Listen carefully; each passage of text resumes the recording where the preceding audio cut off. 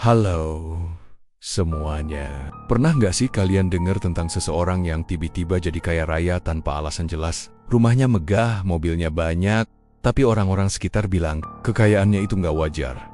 Malam ini gue bakal ceritain kisah nyata yang katanya pernah terjadi di daerah Jawa Tengah. Tentang seorang janda bernama Cindy, umur 37 tahun, yang dulunya hidup miskin banget, tapi tiba-tiba kaya raya dalam waktu singkat. Tapi kekayaannya itu datang dengan harga yang mengerikan. Sebelum lanjut ke ceritanya, jangan lupa subscribe channel Mystery Story, tekan tombol like jika kalian suka dengan ceritanya. Dan silakan tulis di komentar jam berapa dan dari kota mana Anda menonton, dan pastikan tonton sampai selesai karena setiap detiknya penuh misteri yang belum pernah terpecahkan. Malam itu langit gelap sekali. Cuma ada sedikit cahaya bulan yang nyelip di antara awan tebal. Angin malam bertiup pelan, tapi dinginnya menusuk sampai tulang. Di ujung desa kecil itu, ada sebuah rumah reyot berdinding papan. Catnya udah pudar, dan atap singnya berkarat sampai bolong-bolong. Di dalam rumah itulah Cindy tinggal sendirian. Usianya 37 tahun, tapi wajahnya kelihatan lebih tua dari umurnya. Garis-garis lelah jelas terlihat di wajahnya.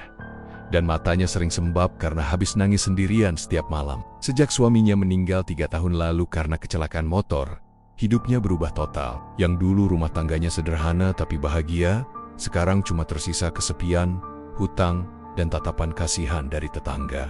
Suaminya dulu kerja jadi tukang bangunan, tapi karena kecelakaan di proyek, dia meninggal mendadak. Sayangnya, waktu itu mereka masih punya banyak utang dari rentenir untuk biaya pengobatan ibunya, yang gak lama juga meninggal. Utang itu sekarang jadi tanggungan Cindy sendirian. Dia sempat kerja serabutan, nyuci di rumah orang, bantu warung, bahkan jual gorengan keliling dari sore sampai malam. Tapi hasilnya gak pernah cukup. Kadang buat makan aja susah. Malam itu, seperti biasa, Cindy bawa pikulan gorengan yang udah mulai dingin. Dia melangkah pelan melewati gang sempit di belakang rumah Bu Partini, sambil sesekali melirik kanan kiri. Sepisek, cuma suara jangkrik dan dedaunan pisang yang bergoyang ditiup angin. Di ujung gang, beberapa anak muda duduk nongkrong sambil ngopi. Begitu Cindy lewat, mereka saling senggol dan tertawa kecil. "Loh, janda sendirian lagi? Nggak takut setan, Bu?" kata salah satu dari mereka sambil terkekeh. Yang lain menimpali, "Atau malah setannya yang takut? Soalnya jandanya cantik." Cindy cuma pura-pura senyum, padahal dalam hati rasanya perih banget. Dia udah kebal diejek, tapi tetap aja sakit tiap kali dengar kata janda diucapin dengan nada menggoda kayak gitu. Kadang dia pengen marah tapi buit Pak. Dia tahu, orang kecil kayak dia nggak bisa apa-apa. Begitu sampai di ujung jalan, lampu jalan satu-satunya mati. Dia terpaksa lewat jalan setapak di belakang kebun pisang, buat nyambung ke rumahnya. Jalan itu sepi, kanan kirinya semak belukar, dan orang-orang desa jarang mau lewat situ malam-malam. Katanya, dulu pernah ada perempuan mati bunuh diri di situ. Tapi Cindy udah gak punya pilihan lain. Langkah kakinya pelan tapi pasti. Sandal jepitnya ngebuat suara cekak-cekak di atas tanah lembab. Bau tanah dan pisang busuk tercium kuat. Dari kayohan, ada suara burung malam yang nyaring banget, bikin bulu kuduknya berdiri. Cindy menarik napas panjang, menenangkan diri. Cuma jalan, cuma gelap, nggak ada apa-apa.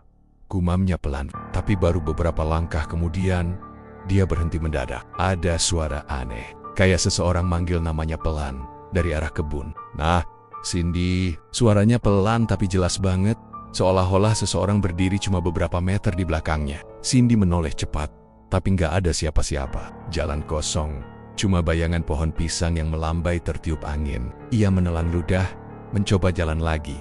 Tapi suara itu muncul lagi. "Cindy, kamu pengen kaya tuh." Kali ini suaranya lebih dekat, serak dan dingin banget. Cindy mematung. Jantungnya berdetak kencang. Perlahan dia berbalik arah, dan matanya langsung tertuju pada sosok perempuan tua di ujung jalan. Sosok itu berdiri di bawah pohon pisang paling besar. Bajunya lusuh, rambutnya panjang berantakan, kulitnya keriput seperti daun kering, tapi matanya tajam dan berkilat di kegelapan. Ada sesuatu yang aneh dari tatapan perempuan itu, enggak seperti manusia biasa. Cindy mundur satu langkah.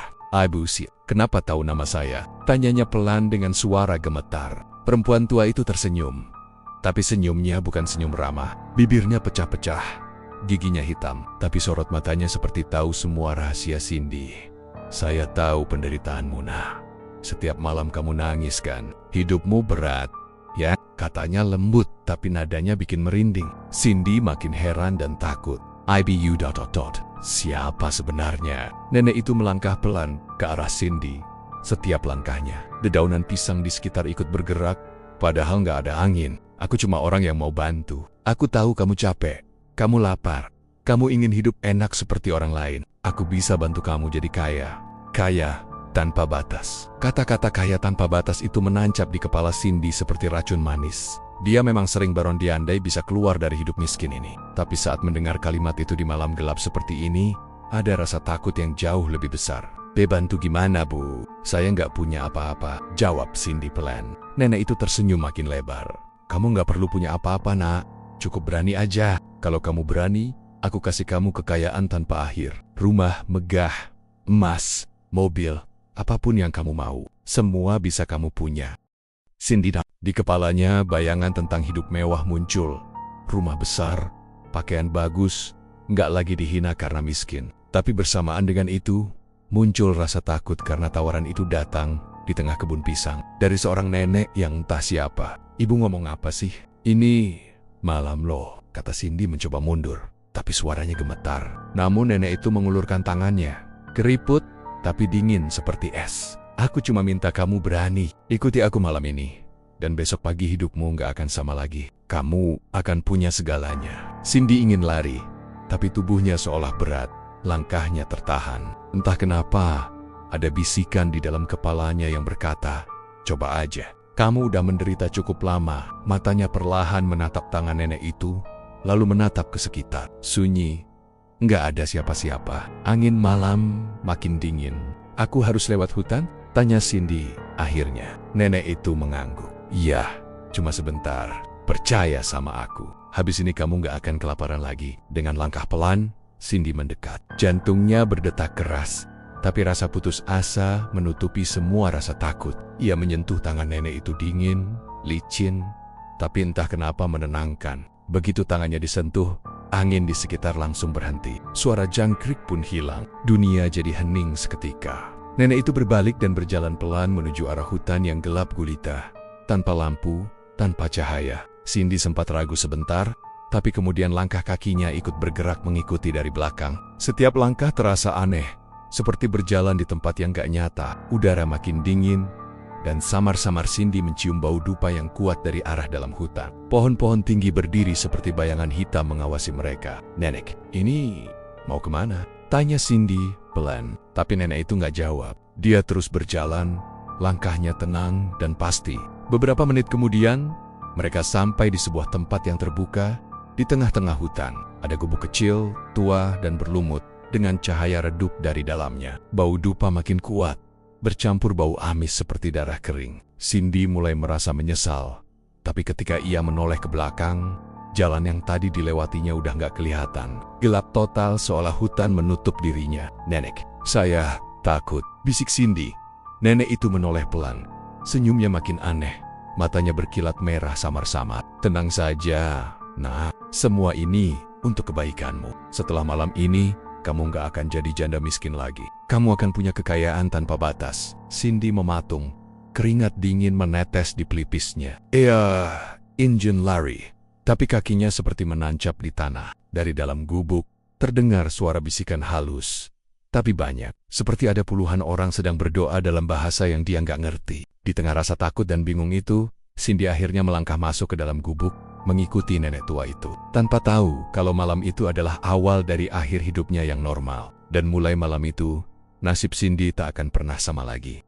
Udara di dalam hutan malam itu sangat pengap. Asap dupa memenuhi ruangan kecil di gubuk reyot itu, membuat mata Cindy perih dan sesak napas. Cahaya dari lampu minyak yang redup memantul di dinding bambu yang sudah lapuk, menimbulkan bayangan bergerak seperti menari. Cindy berdiri di depan pintu tubuh Nia kaku. Di tengah gubuk, nenek tua yang menuntunnya ke sini duduk bersila di lantai, tepat di depan sebuah kendi besar berwarna hitam legam. Di sekeliling kendi, berjejer mangkuk-mangkok kecil berisi bunga melati, darah ayam, dan kemenyan yang masih mengepul. Cindy menggigit bibir, menahan rasa takut yang makin kuat. Tapi anehnya, di dalam dadanya ada juga rasa penasaran. Suara lirih nenek itu memecah keheningan. Kamu mau hidup senang kan, Nak Cindy? Mau berhenti keliling jual gorengan? Mau berhenti dihina orang-orang itu? Cindy dia nggak berani menatap langsung wajah nenek itu. Dari tadi, Setiap kali dia mencoba melihat, matanya selalu terpaku pada sorot mata nenek itu yang tajam seperti menembus isi kepalanya. Aku cuma pengen hidup lebih baik, Bu.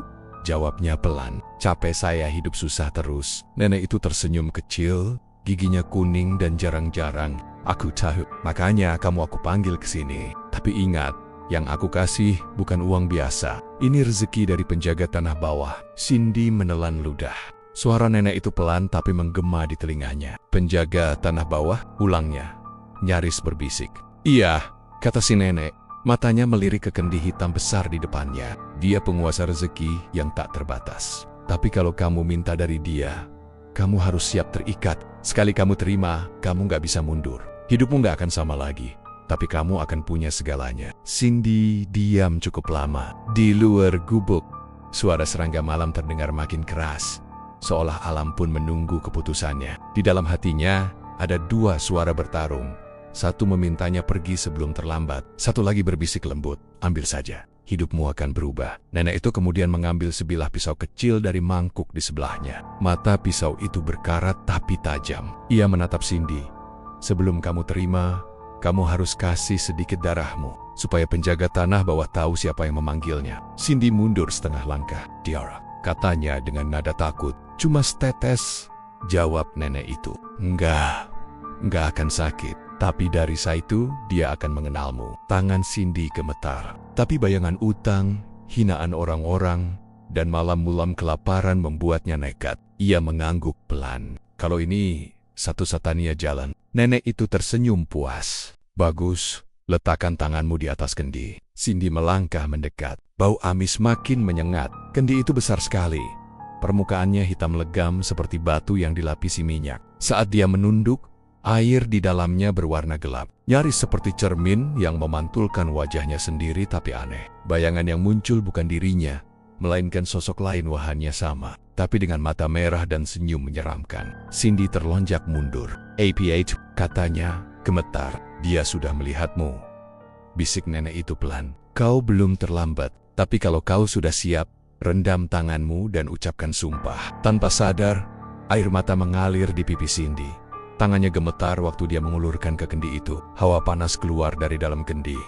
Padahal seharusnya air membuat dingin. Saya cuma pengen hidup tenang," katanya lirih. "Ucapkan," perintah nenek itu. Cindy menelan ludah, lalu memejamkan mata. "Kalau ini memang jalan rezeki saya terima. Apapun akibatnya." Begitu tangannya menyentuh permukaan air, rasanya seperti menyentuh api. Panasnya luar biasa, menjalar cepat ke seluruh tubuhnya. Cindy menjerit pelan tapi nenek itu menahannya. "Diam, biarkan dia mengenalmu."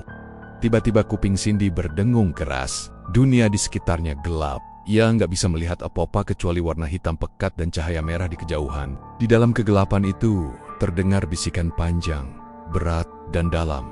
Seperti suara yang datang dari bawah tanah. "Mulai malam ini, kekayaanmu datang. Tapi tiap Jumat Kliwon, ada yang harus kamu beri makan." Bisikan itu masuk langsung ke kepalanya, membuat tubuhnya kaku. Cindy mencoba menjerit, tapi suaranya nggak keluar. Dalam pandangannya yang kabur, dia melihat tangan nenek itu berubah jadi hitam legam, kuku-kukunya panjang dan runcing. Nenek itu tersenyum lebar, matanya merah menyala. "Sudah," katanya pelan. "Penjaga tanah bawah menerima kamu." Cindy ingin menarik tangannya. Tapi dari dalam kendi muncul sesuatu yang licin seperti tangan lain yang menggenggam pergelangan tangannya erat. Rasa panas berubah jadi dingin membeku. Cindy menjerit histeris, tapi semua suara seolah tersedot ke dalam kendi itu. Dalam sekejap, semua jadi gelap. Entah berapa lama dia pingsan, tapi saat membuka mata, Cindy sudah tidak di dalam hutan lagi. Dia terbaring di depan rumahnya sendiri. Udara dingin pagi menyentuh kulitnya. Tubuhnya lemas, kepala terasa berat. Dia bingung, menatap sekeliling semalam dia di hutan, tapi sekarang bagaimana bisa sampai di rumah? Di depan pintu rumahnya ada sebuah kotak kayu kecil, warnanya coklat tua. Ukirannya aneh seperti tulisan yang dia nggak ngerti. Cindy merangkak pelan mendekati kotak itu. Saat dia buka, matanya langsung membesar. Isinya uang tumpukan uang baru, banyak sekali. 100 ribuan dan 50 ribuan menumpuk sampai penuh. Jumlahnya bisa buat hidupnya bertahun-tahun. Tangannya gemetar waktu dia menyentuhnya. "Astad, ini beneran." Dia lihat sekeliling, takut ada yang lihat, tapi jalan depan rumah masih sepi. Suara ayam berkokok terdengar dari kejauhan. Semua terasa nyata, tapi juga seperti mimpi. Cindy duduk lama di depan kotak itu, matanya berkaca-kaca, antara bahagia dan takut. "Jadi, semua yang tadi malam beneran?" gumamnya pelan. Ia melihat ke arah hutan di kejauhan, tapi kabut pagi menutupi semuanya. Hatinya berdebar. Hari itu Cindy nggak jualan. Dia mengunci diri di rumah, menghitung uang itu berulang kali. Rasanya nggak habis-habis. Uang itu benar-benar nyata. Dia sempat berpikir buat bayar utang dulu, beli baju baru, perbaiki atap rumah yang bocor. Tapi di balik rasa senang itu, ada sesuatu yang mengganggu pikirannya. Bisikan, kalimat yang dia dengar di kegelapan semalam terngiang terus di kepala. "Mulai malam ini, kekayaanmu datang. Tapi tiap Jumat Kliwon, ada yang harus kamu beri makan." Awalnya dia mengira cuma halusinasi karena takut. Tapi malam harinya, waktu dia tidur, mimpi buruk datang. Dalam mimpinya, dia berdiri di depan kendi besar yang sama. Airnya bergolak, dan dari dalamnya muncul sosok ular hitam besar dengan mata merah. Ular itu berbisik dengan suara berat, "Kau milikku sekarang." Cindy terbangun dengan keringat dingin membasahi seluruh tubuh. Suara jangkrik di luar rumah terasa jauh lebih keras dari biasanya. Dia menatap ke arah pintu, dan untuk sepersekian detik, dia melihat bayangan seperti kepala ular melintas di dinding, lalu hilang. Dia menutup wajahnya dengan kedua tangan, menahan tangis. "Ya Tuhan, saya ngapain semalam?" Tapi uang di dalam kotak itu terlalu nyata untuk diabaikan. Besoknya, dia mulai gunakan uang itu, melunasi utang ke rentenir, beli bahan makanan, bahkan mulai rencana bangun rumah baru. Semua berjalan lancar. Tapi setiap kali malam datang, ada rasa aneh yang gak bisa dia jelaskan. Bau dupa kadang muncul tiba-tiba di dalam rumah, dan kalau dia duduk diam sendirian, dia bisa dengar bisikan pelan dari arah belakang rumah, suara yang sama seperti semalam. Pelan tapi jelas, seperti mengingatkan sesuatu. "Jangan lupa janjimu, Cindy." Cindy memejamkan mata, berusaha nggak mendengar. Tapi dalam hati kecilnya, dia tahu perjanjian itu baru saja dimulai. Malam itu, udara terasa berat, hening, tapi ada sesuatu yang menekan dari balik gelap. Angin berhenti berhembus, dan hanya suara detak jam di ruang tamu yang terdengar. Cindy terbangun dari tidurnya dengan keringat dingin. Perasaannya nggak enak. Ia mengira mungkin cuma mimpi buruk. Tapi begitu ia turun dari ranjang dan berjalan pelan menuju dapur, langkahnya terhenti di tengah ruang tamu. Dari arah dapur terdengar suara slurp, seperti ada sesuatu sedang menjilat lantai dengan lidah yang panjang dan licin. Cindy menelan ludah.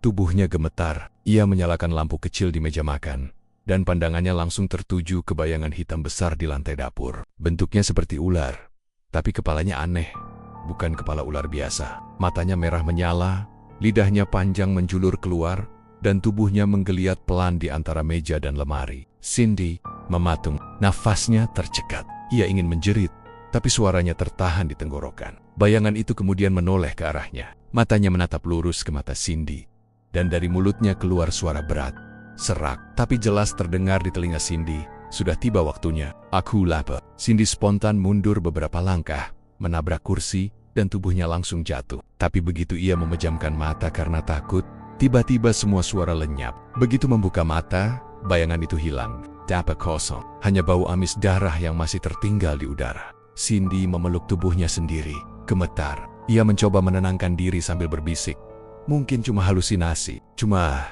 capek aja." Tapi dalam hati kecilnya, ia tahu itu bukan mimpi. Ia tahu makhluk itu nyata. Keesokan paginya, matahari bersinar cerah seolah tak terjadi apa-apa. Para tetangga lewat di depan rumah barunya sambil saling berbisik. Ada yang iri, ada juga yang heran. "Cepet banget ya janda itu kaya," kata salah satu ibu-ibu sambil nyapu halaman. "Katanya jualan gorengan, tapi sekarang udah punya mobil. Pasti ada yang aneh," sahut yang lain. Cindy hanya menatap mereka dari balik jendela. Ia tidak peduli lagi dengan omongan orang. Baginya, yang penting sekarang adalah hidupnya jauh lebih baik dari sebelumnya. Ia punya uang, bisa makan enak, bisa beli apa saja. Namun setiap malam, bayangan tentang sosok ular itu terus menghantui pikirannya. Hari-hari berikutnya, keanehan makin terasa. Cindy menyadari bahwa uang di kotak itu tidak pernah habis. Meski ia terus mengambilnya setiap hari, ia bahkan sengaja menghitung ulang.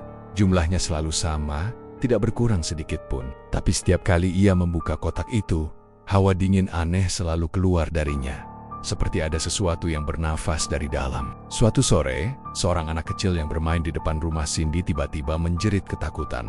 Anak itu bilang ia melihat ular besar di dalam halaman belakang. Tapi saat warga datang untuk mengecek, ular itu tidak ditemukan. Yang ada hanya bekas lendir panjang di tanah. Seperti baru saja ada sesuatu yang melata di situ. Malamnya, Cindy tidak bisa tidur. Ia duduk di teras sambil menatap langit yang mendung. Suara jangkrik berhenti tiba-tiba. Hawa di sekitarnya berubah dingin dan berat. Dari arah kebun pisang di belakang rumah, terdengar bisikan lembut tapi membuat bulu kuduk berdiri. Jumat Kliwon. Sebentar lagi, Cindy langsung berdiri dan melihat ke arah suara itu. Tapi hanya ada kabut tipis yang melayang di antara batang pisang. Ia menutup pintu ropit-ropit dan masuk ke kamar. Mencoba memejamkan mata. Tapi bayangan ular hitam itu terus muncul di benaknya. Hari Jumat Kliwon pun datang. Sejak pagi, suasana di rumah Cindy terasa berbeda. Semua pelayannya mendadak sakit dan tak ada yang datang bekerja. Kucing peliharaannya juga menghilang entah kemana. Saat malam turun, listrik tiba-tiba padam. Rumahnya gelap gulita. Dari arah dapur terdengar lagi suara itu. Langkah pelan, berat, disertai gesekan seperti sisik yang menyeret lantai. Cindy menyalakan lilin dan berjalan ke dapur dengan tangan gemetar. Lilin bergetar, apinya kecil. Dan di sana, di depan kendi tempat ia dulu melihat air hitam, sekarang ada genangan merah gelap yang menetes pelan ke lantai. Bau amisnya begitu kuat. Dari balik bayangan lemari, muncul sosok besar menggeliat, ular hitam yang sama. Kali ini wujudnya lebih jelas. Tubuhnya sebesar batang pohon kelapa, matanya menyala merah, dan di bagian lehernya terlihat seperti wajah manusia setengah jadi. Mirip wajah Cindy sendiri tapi hancur dan pucat. Makhluk itu membuka mulutnya lebar-lebar. Suaranya menggema di seluruh rumah. Kau sudah berjanji memberi makananku, Cindy. Cindy tersandar di dinding, menatap makhluk itu dengan ketakutan luar biasa. Aku nggak tahu harus ngasih apa, katanya terbata-bata. Makhluk itu melata mendekat. Lidahnya terjulur, meneteskan cairan hitam di lantai. Darah, Cindy, aku butuh darah. Cindy menjerit histeris dan berlari keluar rumah. Tapi begitu sampai di halaman, langkahnya terhenti. Di depan gerbang berdiri sosok nenek tua yang dulu ia temui di hutan. Wajahnya kini lebih menyeramkan. Matanya merah seperti bara api. Nak, rezeki dari dunia bawah harus dibayar. Kalau bukan dengan uang, ya dengan nyawa. Cindy jatuh berlutut, menangis sambil menutupi wajahnya. Aku nggak sanggup, Nek. Aku cuma pengen hidup lebih baik. Nenek itu tersenyum miring, lalu berkata pelan. Semua orang yang pengen kaya tanpa batas pasti lupa. Nggak ada rezeki yang gratis, nah. Semuanya ada harga. Tiba-tiba dari belakang terdengar suara desisan keras. Ular hitam itu muncul lagi, melilit tiang rumah, lalu menghilang ke arah dapur. Cindy menatap ke dalam rumah. Di sana ia melihat bayangan hitam besar merayap ke kamar tamunya. Ia menjerit memanggil nama pembantunya, tapi tak ada jawaban. Yang terdengar hanya suara benda berat jatuh dan cipratan cairan ke lantai. Beberapa saat kemudian, suasana kembali hening. Ular itu menghilang. Tapi di lantai dapur, Cindy melihat bekas darah yang masih hangat. Dan di tengahnya tergeletak gelang milik salah satu karyawannya. Sejak malam itu, setiap Jumat Kliwon, Cindy selalu mendengar suara langkah di dapur dan mencium bau amis yang sama. Ia sudah tahu apa artinya. Ia tahu makhluk itu datang menagih. Dan tiap kali, selalu ada orang di sekitar rumahnya yang tiba-tiba menjeleng. Entah pembantu, tamu, atau bahkan tukang kebun. Warga mulai curiga, tapi tak ada yang berani mendekat. Rumah besar Cindy kini dijauhi semua orang. Dari luar tampak megah, tapi di dalamnya terasa mencekam. Kadang terlihat bayangan hitam menjulur di balik jendela saat malam hari. Cindy hidup dalam ketakutan, tapi juga dalam kemewahan. Ia sadar bahwa kekayaan tanpa batas yang ia miliki ternyata datang dari dunia yang tidak seharusnya ia sentuh. Dan setiap kali membuka kotak uang itu, ia mendengar bisikan samar dari dalamnya. Belum cukup, belum cukup. Hingga malam itu, saat Cindy menatap cermin besar di kamarnya, ia melihat sesuatu yang membuat darahnya berhenti mengalir.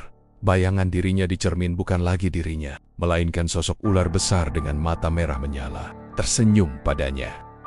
Malam itu, bulan purnama menggantung pucat di langit. Angin malam bertiup pelan membawa aroma tanah basah dan bau amis yang samar. Cindy terbangun karena suara gaduh di luar rumah. Dari jendela kamarnya, ia melihat ayam-ayam di kandang berlarian panik, berkokok keras seperti ketakutan. Suara sayap mengepak disusul jeritan kecil, lalu hening.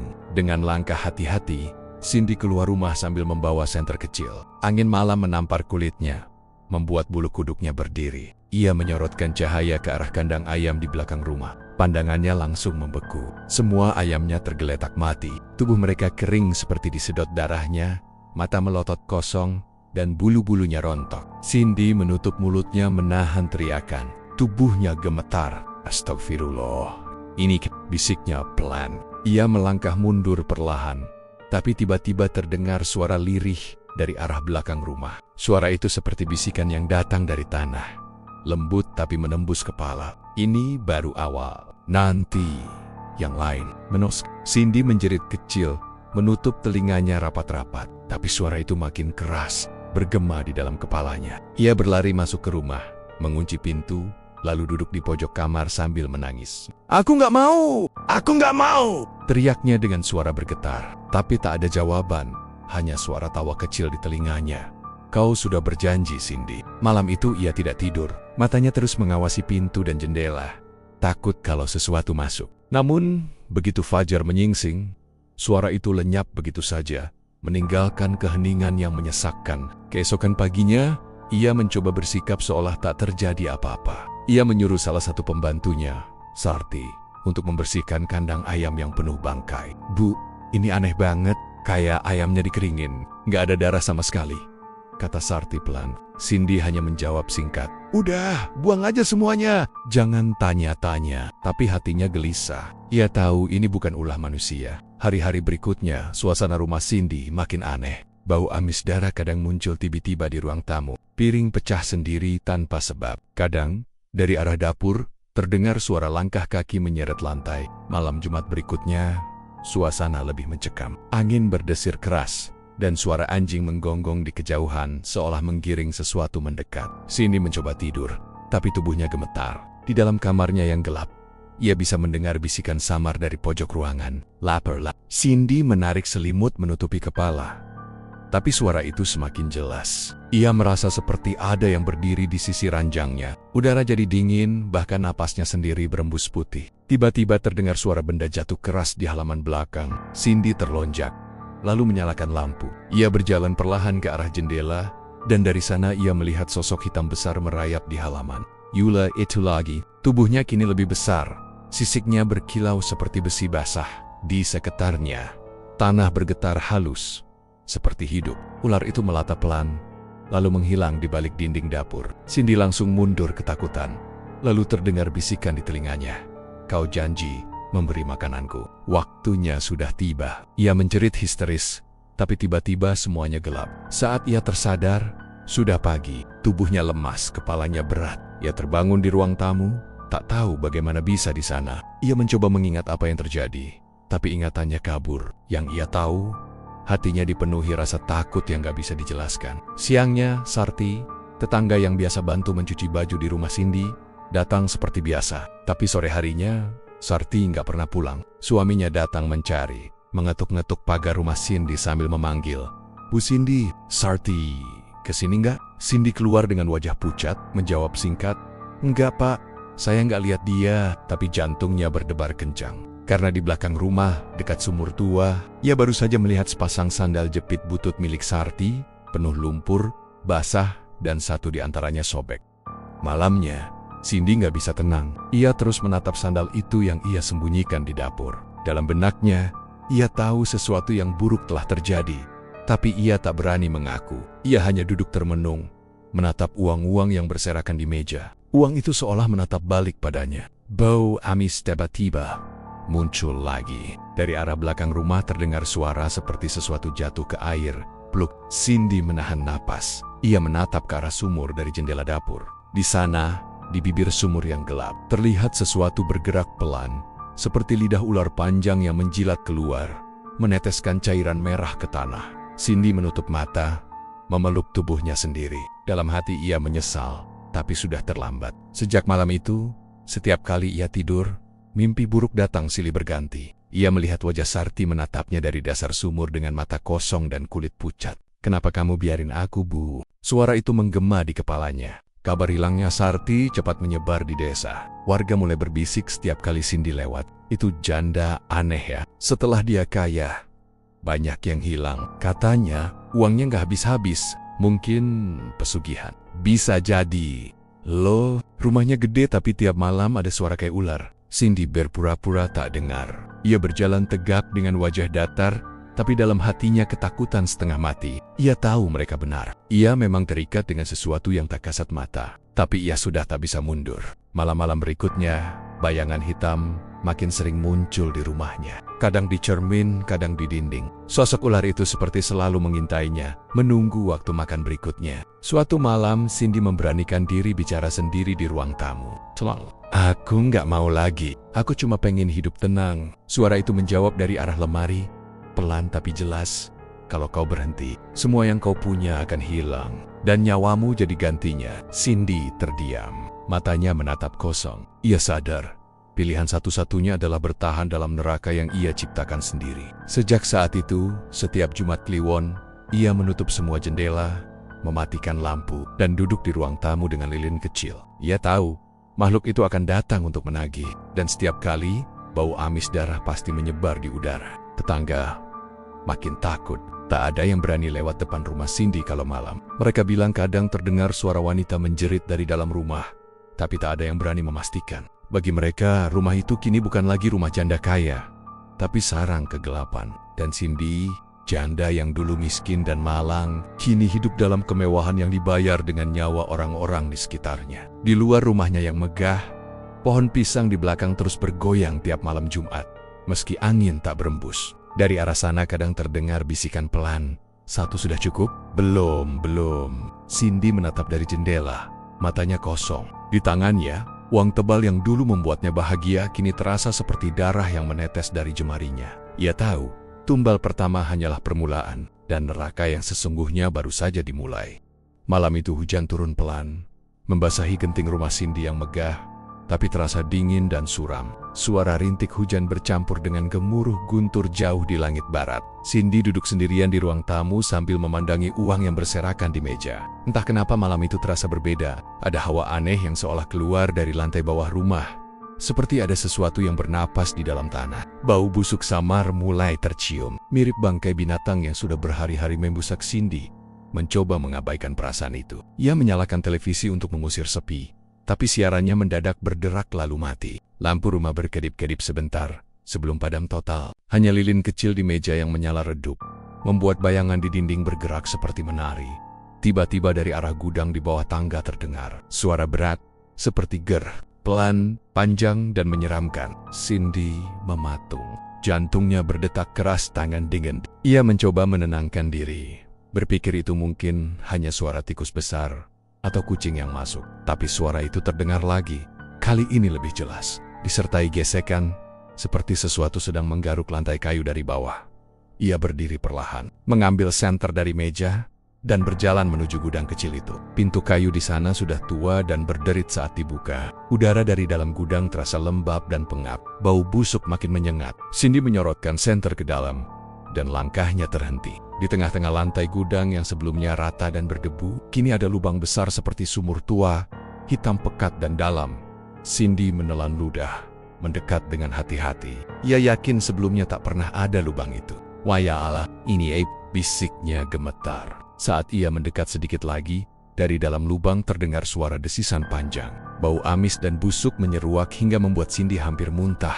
Dan kemudian terdengar suara berat dari dalam lubang itu. Bukan manusia, tapi jelas memanggil namanya. Cindy, kau ingat janjimu. Cindy terpaku. Suara itu bergema pelan, tapi tegas. Lalu terdengar lagi.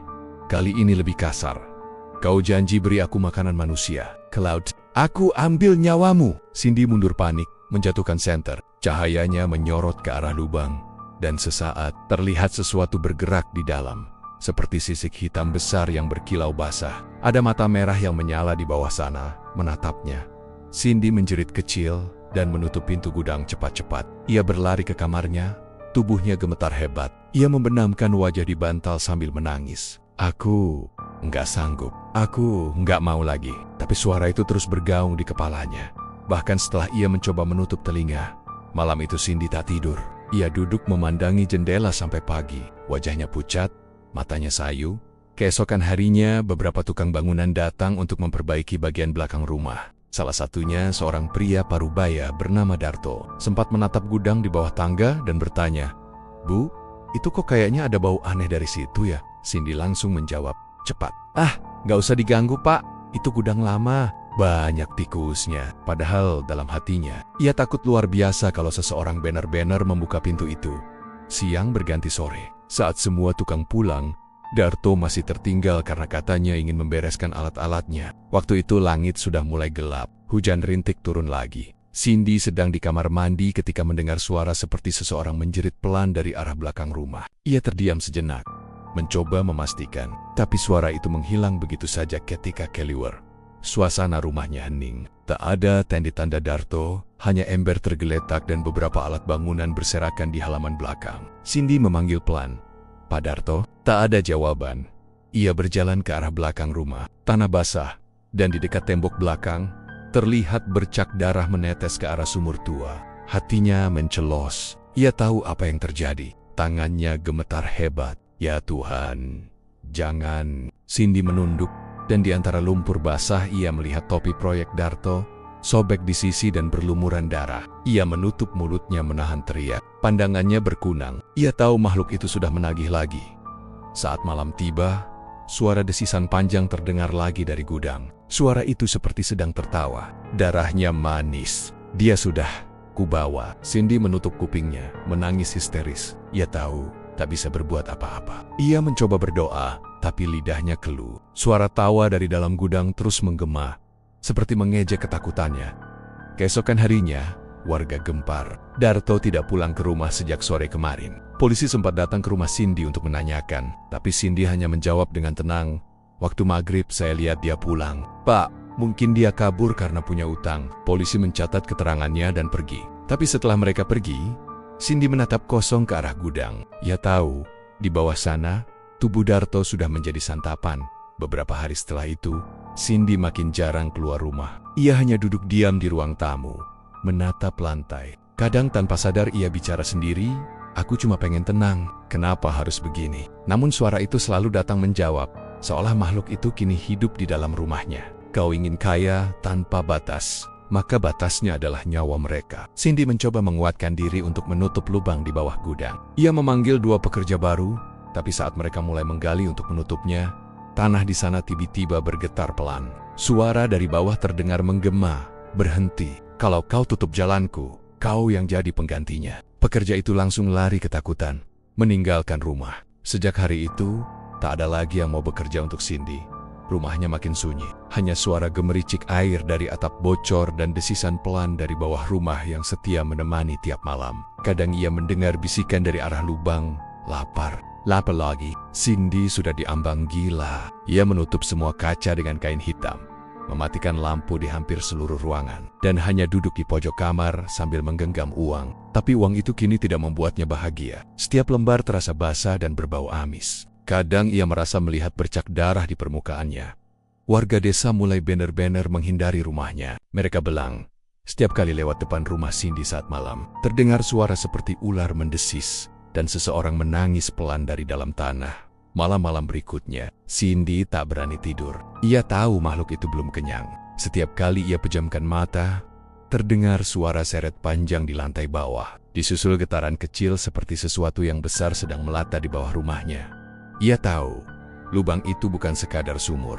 Itu adalah gerbang. Jalan menuju dunia bawah tempat makhluk pesugihan itu tinggal. Dan sekarang, gerbang itu terbuka selamanya. Cindy menatap uang di tangannya yang kini terasa dingin seperti es. "Aku pengen berhenti," bisiknya, lirih. Tapi dari bawah rumah, suara itu menjawab dengan tawa serak yang menembus hati. "Tidak ada berhenti sebelum kau jadi makananku." Malam itu, Cindy menangis keras. Suaranya menggema di rumah besar yang kosong. Tapi tak ada yang datang menolong. Karena bagi semua orang di desa, rumah itu sudah bukan rumah manusia lagi, melainkan sarang iblis yang lapar akan darah. Malam itu udara desa terasa berat. Langit gelap tanpa bintang, dan angin malam bertiup kencang membawa bau anyir seperti darah basi. Sejak Rian hilang, suasana kampung gak pernah sama lagi. Warga saling curiga, takut keluar malam, dan mulai menatap rumah megah Cindy dengan rasa ngeri. Rumah itu berdiri mencolok di antara rama-rama kayu sederhana. Dindingnya putih berkilau, tapi anehnya, tiap malam Jumat Kliwon, jendela-jendela rumah itu memancarkan cahaya redup keunguan, seperti api kecil menari di balik tirai. Beberapa orang tua di kampung sudah mulai berbisik, katanya rumah itu nggak wajar, rezeki dari dunia bawah. Begitu kata mereka. Tapi ada juga yang gak percaya dan menganggap semua cuma gosip. Namun makin hari, makin banyak hal aneh yang terjadi. Hewan-hewan peliharaan warga sering mati tanpa sebab. Ayam, kambing, bahkan kucing ditemukan kering seperti disedot darahnya. Dan anehnya, semua ditemukan di sekitar pagar rumah Cindy.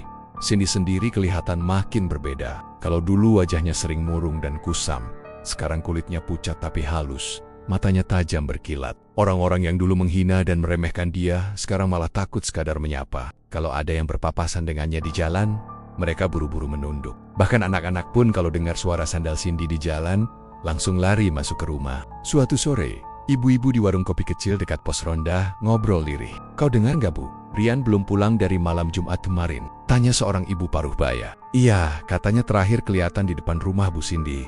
Waktu itu dia bilang mau ngintip," katanya penasaran. "Soalnya tiap malam rumahnya kedengeran kayak ada kenduri." Ibu lainnya menimpali dengan suara pelan. "Anakku juga bilang, Bu, katanya malam itu dia lihat bayangan gede banget di halaman Bu Cindy kayak ular, tapi kepalanya perempuan." Obrolan itu cepat menyebar ke seluruh kampung. Banyak yang mulai yakin kalau Cindy memang pelaku pesugihan. Tapi mereka juga tahu, nggak ada yang berani menegurnya. Pernah ada satu warga bernama Pak Darto yang nekat datang siang-siang ke rumah Cindy buat nanya soal Rian. Tapi setelah itu, tubuhnya malah drop, panas tinggi berhari-hari, dan akhirnya meninggal dengan mata melotot serta lidah terjulur. Dari situlah, gak ada lagi yang berani mendekat. Sementara itu, Cindy hidup seperti nggak terjadi apa-apa. Ia tetap keluar setiap pagi dengan mobilnya, belanja bahan makanan, kasih uang ke orang-orang miskin, bahkan kadang nyumbang ke masjid. Tapi setiap kali ada yang terima uang darinya, malamnya mereka selalu mimpi buruk, melihat ular besar melilit tubuh mereka sambil tertawa suara perempuan. Beberapa orang sampai mengembalikan uang itu dayam-dayam dengan rasa takut luar biasa. Malam Jumat Kliwon berikutnya datang lagi. Udara makin aneh. Angin seakan berputar di sekitar rumah Cindy. Di dalam kamar, Cindy duduk di depan cermin besar. Di pantulan cermin, wajahnya tampak dua. Satu wajah dirinya yang cantik, dan satu lagi seperti perempuan tua dengan mata merah menyala. "Kau sudah mulai menepati janji, Cindy." Suara itu terdengar dari dalam cermin. Serak tapi lembut. "Tapi masih ada yang harus kau berikan. 3 jiwa lagi sebelum kekayaanmu tak terbatas." Cindy menunduk, air matanya jatuh. "Aku sudah tak sanggup, Nyai. Tapi suara itu tertawa pelan. Tawa yang menggetarkan seluruh ruangan. "Tak ada jalan mundur, Cindy. Kau yang memintanya. Kau yang bersumpah." Cermin tiba-tiba bergetar, dan dari pantulannya keluar bayangan ular hitam besar melilit tubuh perempuan itu sampai Cindy terjerembab ke lantai. Sementara di luar, beberapa pemuda desa yang penasaran memberanikan diri datang diam-diam ke depan rumahnya. Mereka ingin tahu kebenaran gosip yang beredar. Di antara mereka ada Doni, adik Rian, yang bersikeras ingin tahu nasib kakaknya. Mereka berempat sembunyi di balik semak, menunggu jam 12 malam. Tapi begitu jam menunjukkan pukul 12 lewat, angin langsung berubah dingin menusuk. Lampu rumah Cindy berkedip-kedip. Dari dalam terdengar bunyi gamelan lirih dan suara perempuan tertawa pelan. Doni menggenggam senter kecil dan merayap pelan ke dekat jendela. Saat ia ngintip, darahnya langsung berhenti mengalir. Di dalam ruangan, ia melihat Cindy mengenakan kebaya merah, duduk di lantai mengelilingi kendi besar. Di depannya, ada sesajen dan darah menetes dari sesuatu yang disembunyikan di kain putih. Di belakangnya, menjulang sosok besar melata ular hitam dengan kepala perempuan berambut panjang. Matanya merah, lidahnya bercabang dua. Ia menatap langsung ke arah Doni yang masih berjongkok di luar. "Siapa di situ?" Suara Cindy mendesis, dan seketika semua lampu mati. Teman-teman Doni lari terbirit-birit, tapi Doni terpaku, tubuhnya kaku karena takut. Dari dalam rumah, terdengar suara langkah mendekat, pelan tapi berat. "Aku tahu kau di situ. Kau ingin tahu, ya, di mana kakakmu?" Suara Cindy pelan tapi menggema, seperti datang dari dua arah sekaligus. Doni berusaha bangkit, tapi kakinya seperti membeku. Tiba-tiba dari balik jendela muncul tangan putih panjang dengan kuku tajam, menarik kerah bajunya ke dalam rumah. Teman-temannya yang melihat kejadian itu cuma bisa menjerit ketakutan dan lari tanpa menoleh lagi. Besok paginya, Doni juga dinyatakan hilang. Kabar itu bikin warga makin yakin kalau semua kejadian aneh berpusat di rumah Cindy. Tapi anehnya, polisi yang datang malam itu nggak menemukan apa-apa. Semua ruangan tampak bersih. Tidak ada bekas darah atau tanda perlawanan. Bahkan mereka bilang, rumahnya biasa aja kok, nggak ada yang aneh. Tapi warga tahu, mereka semua bohong. Karena setelah petugas itu pulang, satu persatu dari mereka mulai sakit aneh. Seperti kehilangan tenaga, Dan dalam seminggu 3 orang diantaranya meninggal. Sementara Cindy, tiap malam Jumat Kliwon, selalu terlihat makin cantik dan muda. Ia seperti nggak menua. Bahkan kulitnya makin halus dan bersinar. Tapi, kalau diperhatikan dari dekat, bola matanya berubah agak kekuningan. Dan setiap kali ia tersenyum, giginya terlihat sedikit runcing di ujung. Orang-orang mulai menghindarinya, tapi juga nggak berani melawan. Namun ada satu hal yang warga nggak tahu, bahwa di bawah rumah megah itu, makhluk yang disebut Nyai Ular semakin lapar. Setiap kali suara gamelan terdengar di tengah malam, berarti ada satu nyawa yang hilang entah kemana. Rumah itu sudah bukan lagi tempat manusia, tapi gerbang kecil menuju dunia yang tak terlihat. Dan Cindy, wanita yang dulu cuma janda miskin penjual gorengan, kini berdiri di antara dua dunia. Setiap kali ia menatap cermin, ia tahu dirinya sudah bukan manusia seutuhnya. Tapi, di balik rasa takutnya, ada satu hal yang membuatnya tetap bertahan. Ketamakan. Ia tahu, selama ia terus memberi makanan untuk makhluk itu, kekayaan yang ia miliki nggak akan pernah habis. Sayangnya, malam Jumat Kliwon berikutnya sudah menunggu. Dan kali ini, suara dari bawah rumah terdengar lebih keras dari biasanya. Seperti sedang memanggil, menagih, dan lapar. Malam itu desa kembali diselimuti kegelapan pekat. Langit hitam tanpa bintang, udara dingin menggigit. Dan anehnya, angin malam berhembus seperti membawa bisikan samar dari arah rumah besar di ujung kampung. Rumah Cindy, rumah yang dulu berdiri megah, kini tampak lebih muram dan menyeramkan. Catnya mulai mengelupas, jendela-jendela tertutup rapat, dan lampu-lampu di dalamnya tak pernah lagi menyala. Seolah tempat itu sudah kehilangan kehidupan, tapi menyimpan sesuatu yang masih bernafas di dalamnya. Sudah beberapa bulan sejak hilangnya Doni dan beberapa warga lainnya. Banyak yang mencoba melupakan, tapi tiap malam Jumat Kliwon, suara aneh selalu terdengar dari arah rumah itu. Gamelan, tawa perempuan, bahkan kadang suara tangisan pelan seperti seseorang memohon ampun. Warga yang lewat malam-malam sering mencium bau amis darah bercampur dupa, padahal rumah itu dikunci rapat. Semua orang sudah sepakat, tak ada yang boleh lewat sana setelah maghrib. Bahkan anak kecil pun dilarang main di sekitar kebun pisang yang berada di belakang rumah. Cindy sendiri sudah jarang terlihat. Kalaupun keluar, ia selalu memakai kain panjang menutupi wajah. Tubuhnya tampak makin kurus, tapi matanya tetap tajam berkilat aneh. Beberapa orang bilang, mereka pernah melihat kulit Cindy di bagian leher seperti bersisik saat tersorot cahaya sore. Tapi begitu ditatap, Cindy akan tersenyum aneh. Senyum yang membuat bulu kuduk siapapun berdiri. Sampai suatu malam Jumat Kliwon yang lain, hujan turun deras disertai petir bertubi-tubi. Angin berputar di sekitar rumah itu, seperti sedang menari liar. Derek, warga yang masih terjaga melihat kilatan cahaya merah keluar dari jendela rumah. Cindy, awalnya mereka pikir itu petir yang memantul. Tapi lama-lama cahaya itu berubah jadi seperti api yang muncul dari bawah lantai rumah. Api itu makin besar, menyebar ke seluruh ruangan. Dan dalam hitungan detik, rumah megah itu sudah diselimuti kobaran api. Hawa panasnya luar biasa. Bahkan dari jarak puluhan meter pun orang-orang sudah susah bernafas. Tapi yang paling menakutkan bukan apinya, melainkan suara dari dalam rumah itu. Teriakan panjang histeris, bercampur suara tawa perempuan dan desis seperti ular. Tolong aku nggak mau lagi. Suara itu jelas suara Cindy. Warga yang mendengar hanya bisa terpaku.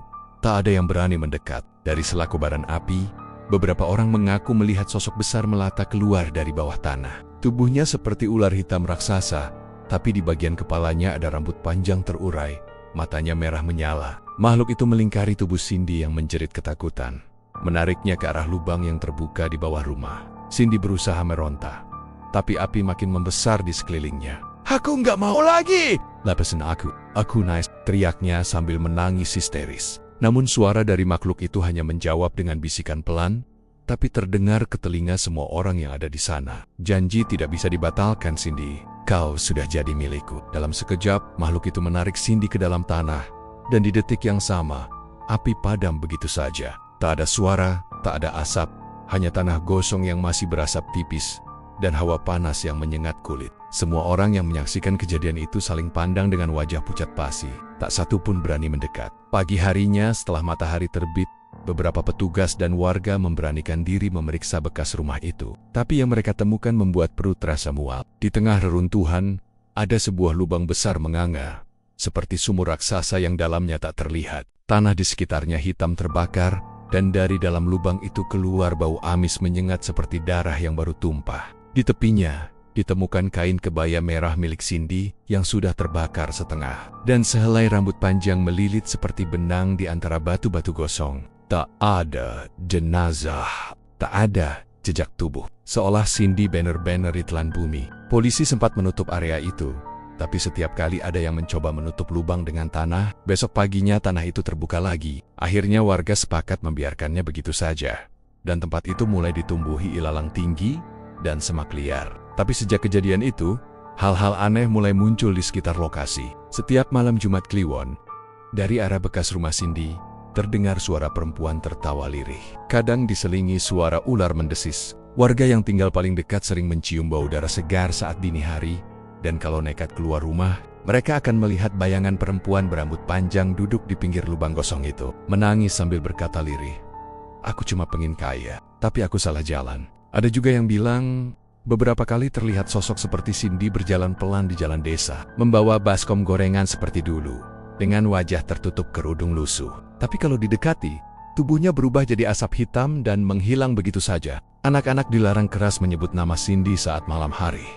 Karena konon, kalau disebut 3 kali di depan cermin, bayangan Cindy akan muncul di belakang mereka, menatap dengan mata ular berkilat kuning. Waktu berlalu, dan lubang besar di tengah bekas rumah itu tetap tidak tertutup. Pernah ada orang kota yang penasaran mencoba meneliti, tapi alat ukur mereka malah rusak. Dan drone yang diturunkan ke dalam lubang tiba-tiba berhenti berfungsi. Saat video terakhir dicek, hanya terlihat bayangan besar melata di dalam kegelapan. Dengan suara perempuan berbisik, "Aku menunggu tumbal berikutnya." Sejak saat itu, tak ada lagi yang berani mendekat. Tempat itu dianggap angker, ditandai dengan bambu kuning dan sesajen setiap malam Jumat Kliwon, agar tidak ada roh jahat keluar dari dalam tanah. Orang-orang hanya bisa berdoa agar arwah Cindy dan makhluk yang pernah bersamanya tak lagi mengganggu dunia manusia. Namun konon, kalau ada orang yang terpaksa lewat jalan itu malam hari, terutama perempuan yang hidup sendirian dan sedang kesulitan ekonomi, kadang mereka mendengar suara lembut dari arah kebun pisang di dekat sana. Suara yang sama seperti dulu memanggil Cindy,